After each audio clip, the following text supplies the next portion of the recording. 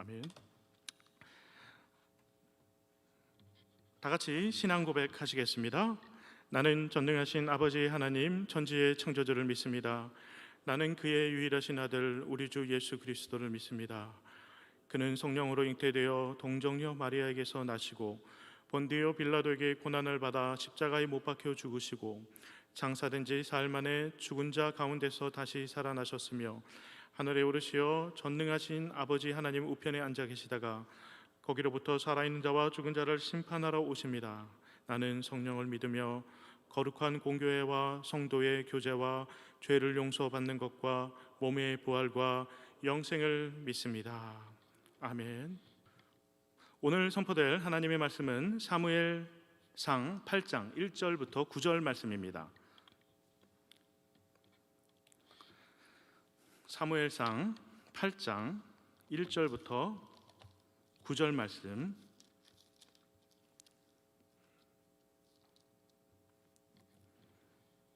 저와 여러분 한 절씩 교독하시겠습니다. 제 성경으로 419페이지입니다. 사무엘이 늙음에 그의 아들들을 이스라엘 사사로 삼으니 장자의 이름은 요엘이요 차자의 이름은 아비야라. 그들이 브엘세바에서 사사가 되니라. 그의 아들들이 자기 아버지의 행위를 따르지 아니하고 이익을 따라 뇌물을 받고 판결을 굽게 하니라. 이스라엘 모든 장로가 모여 라마에 있는 사무엘에게 나아가서 그에게 이르되 보소서 당신은 늙고 당신의 아들들은 당신의 행위를 따르지 아니하니 모든 나라와 같이 우리에게 왕을 세워 우리를 다스리게 하소서 한지라. 우리에게 왕을 주어 우리를 다스리라 하였을 때 사무엘이 그것을 기뻐하지 아니하여 여호와께 기도. 여호와께서 사무엘에게 이르시되 백성이 내게 한 말을 다 들으라. 이는 그들이 너를 버림이 아니요 나를 버려 자기들의 왕이 되지 못하게 함이니라. 내가 그들을 애굽에서 인도하여 낸 날부터 오늘까지 그들이 모든 행사로 나를 버리고 다른 신들을 성민같이 내기도 그리하는도다. 함께요. 그러므로 그들의 말을 듣되 너는 그들에게 엄히 경고하고 그들을 다스릴 왕의 제도를 가르치라. 아멘. 우리 앞뒤 좌우 인사하겠습니다. 복된 주일 되십시오. 사랑합니다. 축복합니다. 복된 주일 되십시오. 사랑합니다. 축복합니다. 오늘도 이 거룩한 예배당에서 펼쳐질 아름다운 예배를 통해서 그리고 선포될 말씀을 통해서 하늘의 복락을 누리시는 복된 주일 되시기를 간절히 소망합니다.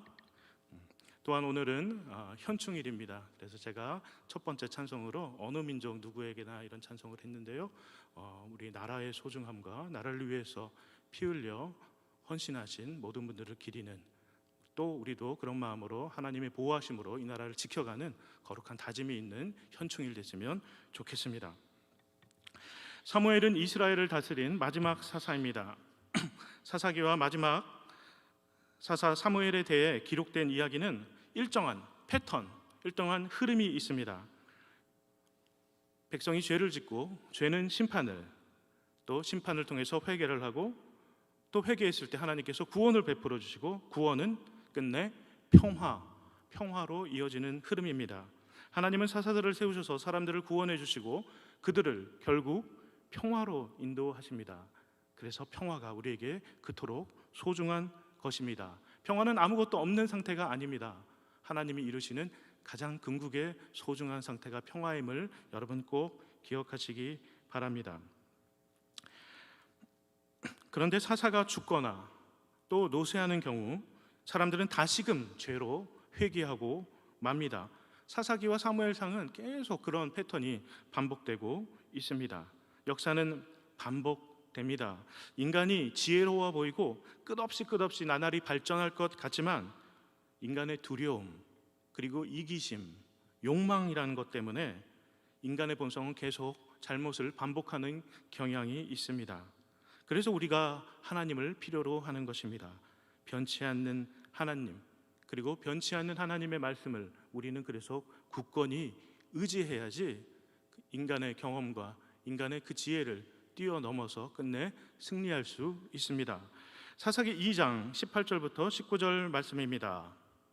여호와께서 그들을 위하여 사사들을 세우실 때에는 그 사사와 함께 하셨고 그 사사가 사는 날 동안에는 여호와께서 그들을 대적의 손에서 구원하셨으니 이는 그들이 대적에게 압박과 괴롭게 함을 받아 슬피 부르짖음으로 여호와께서 뜻을 돌이켰음이거늘 그 사사가 죽은 후에는 그들이 돌이켜 그들의 조상들보다 더욱 타락하여 다른 신들을 따라 섬기며 그들에게 절하고 그들의 행위와 패역한 길을 그치지 아니하였으므로.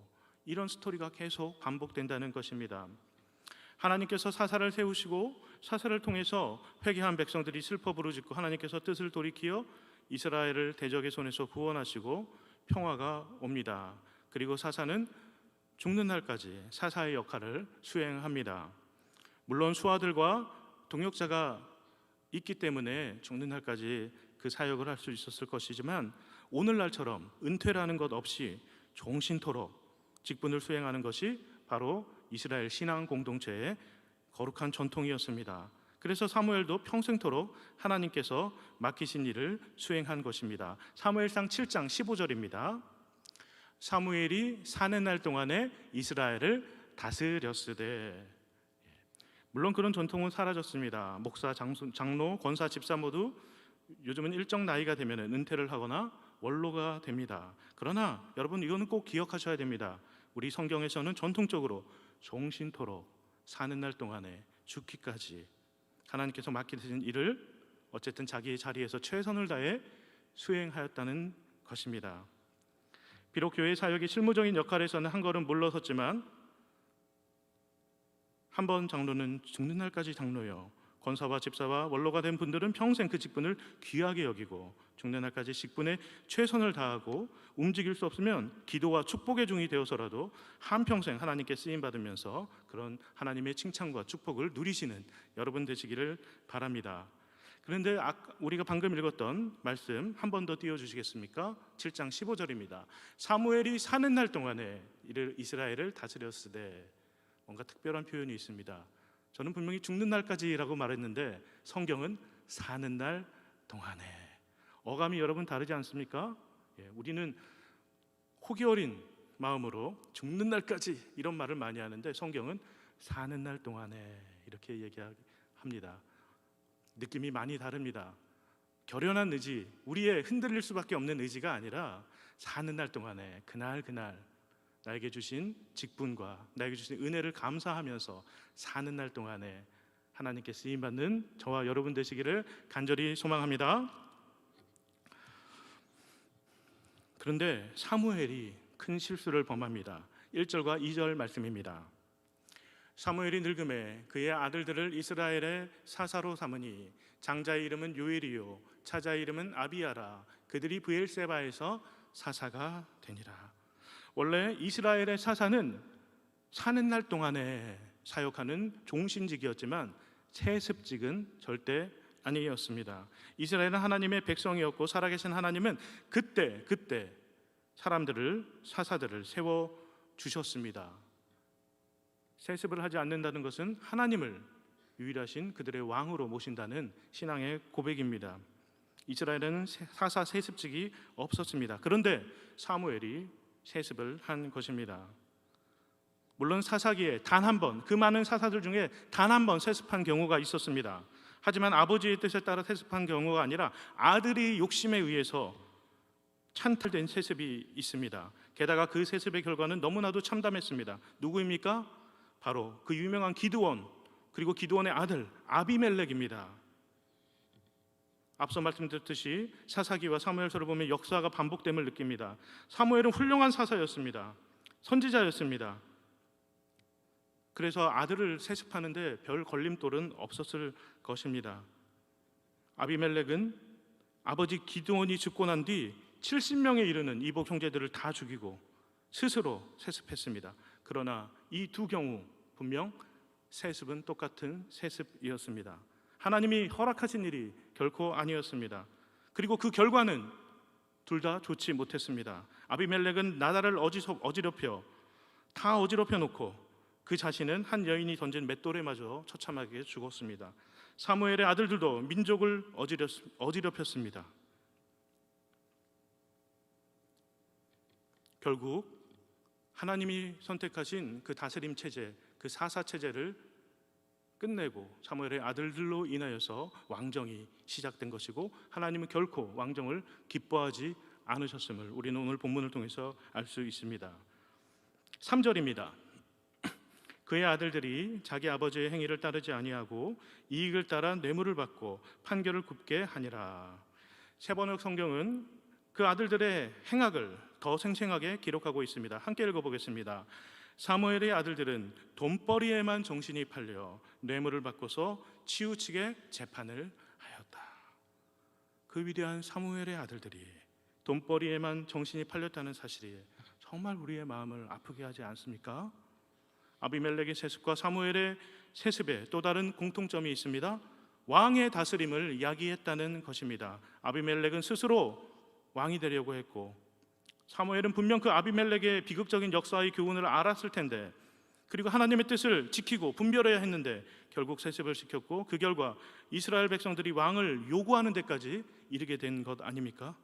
두 번의 세습의 결과는 동일하게 하나님을 배척하고 사람을 왕으로 세우는 인간 중심의 신앙적인 타락으로 발전한 것입니다. 오늘 한국교회의 가장 큰 문제는 저는 목회자의 세습 문제라고 생각합니다. 우리는 성경에 근거하여서 분명히 깨닫고 분명히 저항해야 할 것입니다. 그래서 하나님의 뜻을 온전히 붙들고 거룩한 교회로 세워나갈 수 있어야 할 것입니다. 이스라엘이 왕을 요구한 데에는 그러므로 사무엘이 책임이 없다고 할 수는 없을 것입니다. 그 위대한 하나님의 종이 사무엘마저 이런 실수를 벌인다면 과연 우리는 우리의 역사에 어떤 희망을 가질 수 있을까요? 그래도 여러분 절망하시지 마시기 바랍니다. 우리는 하나님이 있습니다. 하나님에게 참된 희망이 있습니다. 사무엘의 실수와 아들들의 모습을 통해서 우리는 아무리 위대한 실수도 사무엘도 실수를 하고 한계가 있을 수밖에 없는 인간임을 깨닫습니다. 어쩌면 사무엘은 자신을 내던져 이것을 우리에게 가르쳐주기 원했는지도 모릅니다. 우리는 리더를 필요하고 동역자를 필요로 하고 돕는 사람들이 필요하지만 그 어떤 사람도 절대화할 수 없다는 사실을 우리는 깨달아야 합니다. 사람은 믿음의 대상이 아니라 사랑의 대상입니다.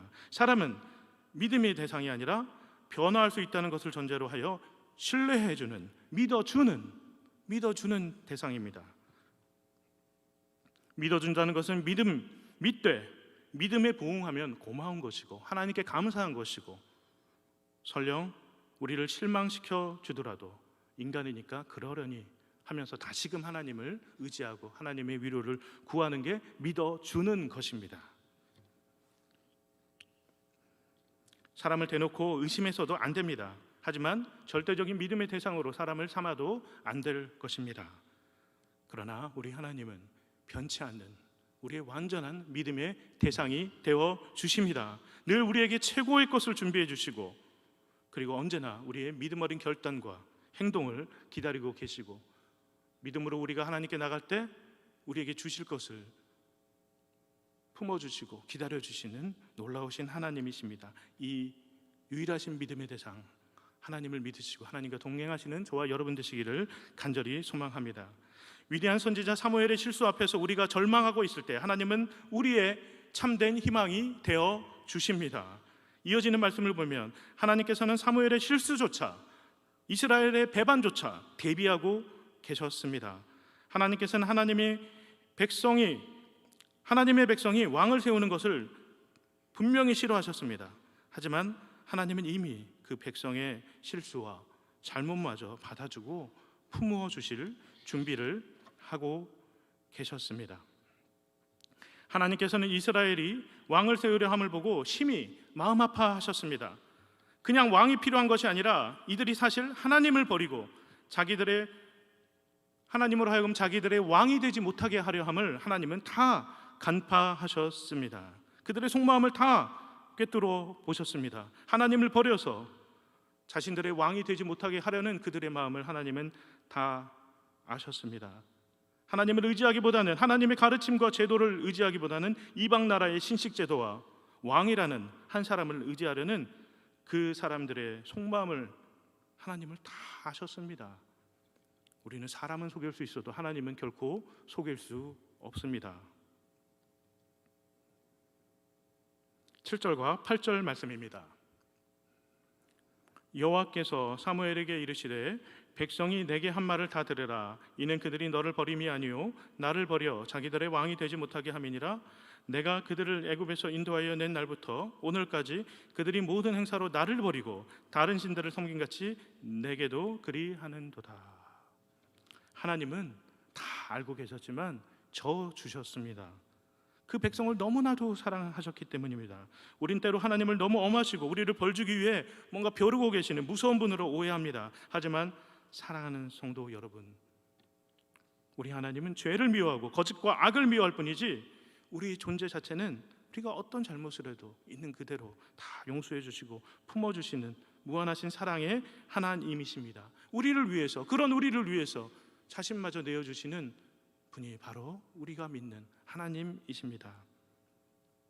하나님은 사무엘을 통해 그들에게 엄히 경고하고 결국 왕의 제도를 찬찬히 가르쳐 주십니다. 9절입니다.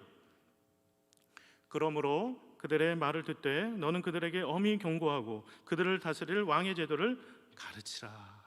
하나님이 져주신 것입니다. 하나님은 자비의 하나님입니다.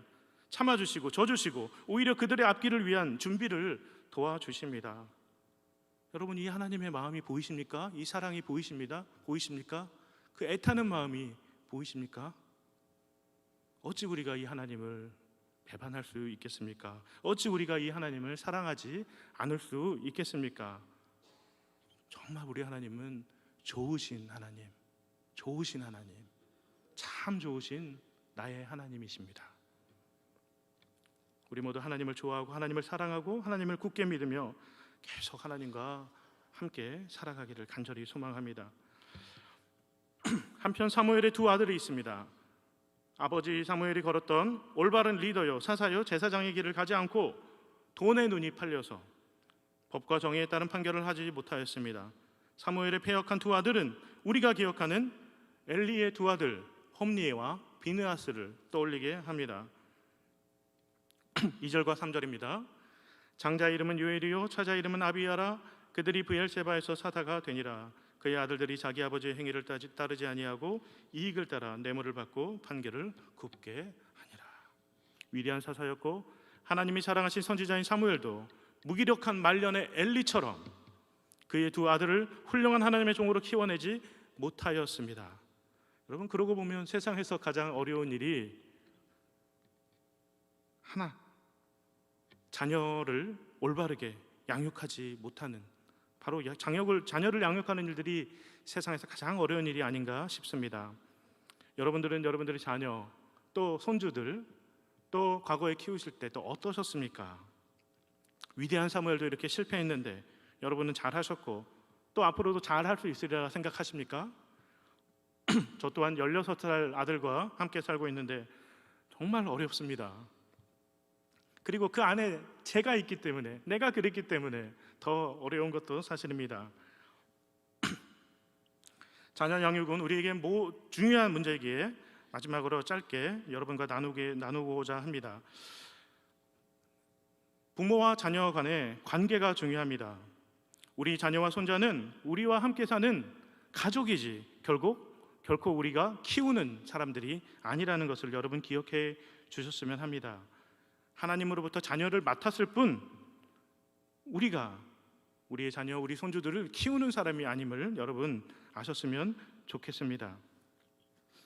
그냥 신앙적인 말이 아니라 신앙교육의 자녀 양육의 실제에 관한 이야기를 제가 드리고 있습니다. 하나님께서 키운다고 말은 하면서 자녀 교육에 있어서 하나부터 10까지 다 잔소리하고 다 챙겨주고 하려는 분들이 얼마나 많은지 모릅니다. 이게 바로 신앙과 실제 삶의 괴리를 말하는 겁니다. 신앙을 몰라서가 아닙니다. 모든 신앙인들의 비극은 바로 신앙과 실제 삶의 괴리에서 시작합니다. 우리 자녀는 우리가 키우는 존재가 아닙니다. 하나님이 키우시도록, 그리고 우리 자녀들이 스스로 깨달으며 성장하도록 지켜주고 도와주고 참아주고 하나님이 그러셨듯이 기다려주는 존재가 바로 부모요, 할아버지, 할머니들입니다. 그러므로 우리는 자녀 교육을 위해서는 하나님을 온전하게 굳건하게 믿어야 합니다. 그리고 또 하나, 우리의 자녀들을 믿어야 합니다. 아까 사람이 믿음의 대상이 아니라 그랬지 않았습니까? 믿어줘야 하는 것입니다. 하나님과 우리 자녀를 믿지 못해서 하나부터 10까지 다 간섭하면 그 자녀의 삶은 얼마나 불행해지고 또 그 자녀는 왜곡된 삶을 살 수밖에 없습니다. 경직되고 긴장해서 할 수 있는 것도 못합니다. 간혹 그렇게 하나부터 10까지 간섭해서 좋은 학교 가는 애들이 있습니다. 좋은 직장 가는 사람들이 있습니다. 그런데 과연 그 삶이 그들의 삶일까요? 아마 그 아이는 평생 행복하고 당당하게 자기 인생을 단 한순간도 살아내지 못할 것입니다. 오히려 부모는 그 아이의 나이에 맞춰서 그 아이의 친구가 되어주는 것이 저는 더 좋다고 생각합니다.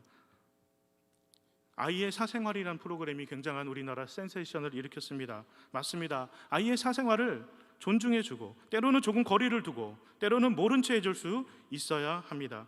아이와 아들들, 딸들 그리고 손자, 손녀들의 눈높이에서 그들의 친구가 되어주시기 바랍니다. 너무 앞서 나가지 말고 그들의 이야기를 들어주시기 바랍니다. 너무 섣불리 정답을 얘기해 주지 마시고 스스로 답을 찾아가도록 격려해 주시기 바랍니다. 우리는 여러 조바심 때문에 잔소리를 합니다. 저도 부모가 돼보니 그 마음을 이해합니다. 잔소리가 필요하기 때문입니다. 잔소리는 어쩌면 인생의 역사 공부라고 할 수 있습니다. 부모가 먼저 체험한 인생의 경험들을 자녀에게 가르쳐주는 게 어쩌면 잔소리 아닙니까? 그러나 잔소리라는 말부터 저는 잘못됐다고 생각합니다. 잔소리가 아니라 굵은 소리, 굵직한 소리를 가끔 정말 필요할 때 한마디씩 툭 던지는 이런 잔소리, 아니 굵은 소리가 필요하다고 생각합니다. 결정적인 순간에 정말 이 아이가 필요할 때 우리는 그런 조언을 해줄 수 있어야 합니다. 그 외의 경우는 그냥 친구가 되어주고 기다려주고 하나님의 사랑처럼 이스라엘 백성을 대한 하나님의 사랑처럼 알면서도 참아주고 실수해도 다음 길을 살짝 예비해주는 이런 사랑으로 하나님의 사랑으로 우리 자녀들을 대하여 합니다. 아무리 잔소리를 많이 한들 여러분 사실 효과가 그렇게 크지 않습니다. 사실 나를 위해서 잔소리하는 겁니다. 내가 답답해서. 인간이 똑똑한 것 같아서요 스스로 경험하고 스스로 맞닥뜨리고 스스로 깨우쳐야지 자기가 진정 깨닫습니다. 그래서 어느 정도 실수해도 넘어져도 스스로 부딪히고 실수와 실패를 통해서 진정한 성공을 경험할 수 있도록 응원하고 네가 어떤 실수를 하고 어떤 잘못을 해도 나는 다 이해하고 너 편이 돼줄 거야. 이런 부모의 마음으로 곁에 서 있는 것 자체가 가장 위대한 자녀 교육임을, 손자 손녀 교육임을 여러분 꼭 기억해 주시기 바랍니다. 잔소리가 너무 많아지면 아이들은 귀에서 피가 나기 전에 먼저 마음의 문을 닫아버립니다. 그런 관계로 가지 않도록 하나님의 사랑으로 그리고 믿음의 기다림으로 여러분들의 자녀들과 또 손자 손녀들을 대하여 주시기 바랍니다. 믿어줘야 합니다. 사람은 믿어주는 존재입니다. 사랑과 신뢰 속에서만 건강한 성장이 있다는 것을 여러분 꼭 기억하시고 우리가 이미 하나님으로부터 그런 사랑을 받아왔음을 또한 기억하시기 바랍니다. 여러분 자녀들의 손자 손녀들의 키우는 사람이 아니라 후원자요, 중보자요, 친구가 되어주시기를 바랍니다.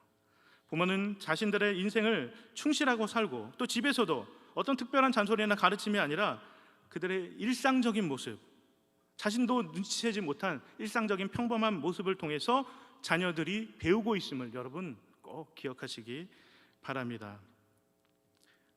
부모들이 진정 자녀들을 가르치는 것이 있다면 바로 그것은 부모의 삶과 부모의 습관과 자신도 모르는 부모의 태도임을 여러분 기억해 주셨으면 좋겠습니다. 자녀 교육은 너무나 중요합니다. 우리 아이들을 키우는 것은 그 아이 한 사람의 문제가 아니라 바로 앞으로 펼쳐질 우리 모두의 미래에 관한 이야기이기 때문입니다. 혹시나 아직도 자신의 말과 뜻을 따라야만 자녀가 잘 자랄 수 있다고 믿는 분이 있다면 그렇게 잘 자라 한들, 제가 얼마 전에 곤지암에 있는 화담숲을 갔는데 여러분 가신 분들 있으신가 모르겠습니다. 그 중간쯤 마지막 부분에 분재가 있습니다. 커다란 화분에 분재를 심어놓고 막 철사로 감아갖고 아름답게 꾸며놓은, 저는 그걸 보면서 하나도 아름답다는 생각을 못했습니다. 오히려 저렇게 펴있는 들꽃들이나 저 뒤에 숨어있는 원래 있던 나무들이 훨씬 아름답다고 생각했습니다. 우리 아이들을 그런 분재로, 우리가 만들어낸 그런 분재로 키우지 말고 들판에 펴서 열매를 맺혀서 그늘이 되어주고 열매를 나눠주는, 새들이 앉는 그런 좋은 하나의 나무가 되기를 간절히 소망합니다. 말씀을 마치겠습니다. 오늘 좀 여러 가지를 말씀드렸습니다. 먼저 우리가 죽는 날까지가 아니라 사는 동안에 하나님이 주신 직분을 누리면서 하나님과 동행하는 여러분들의 삶이 되기를 간절히 소망합니다. 그리고 하나님은 절대로 세습을 원하시지 않고 하나님이 우리의 왕이 되어주시고 하나님이 사람을 통해서 역사하심을 우리는 꼭 기억하셔야 할 것입니다. 그리고 이스라엘이 하나님을 버리고 사람을 왕으로 삼았을 때조차 하나님은 그들을 다 이해하시고 사랑으로 그 다음 길을 준비해 주신 그 하나님의 놀라우신 사랑, 여러분 이 사랑에 꼭 거하시기 바랍니다. 그리고 자녀 교육, 우리 모두의 미래를 위한 자녀 교육, 여러분 하나님의 사랑을 바탕으로 하나님을 믿고 또 우리 자녀들을 믿어주며 좋은 동역자, 좋은 중보자, 좋은 친구가 되어서 우리의 2세들이 하나님 안에서 마음껏 꿈을 펼쳐내고 어떤 거침도 없는 당당한 이 시대의 빛과 소금으로 굳게 서가는 우리 귀한 이천중앙교회 되기를 간절히 소망합니다.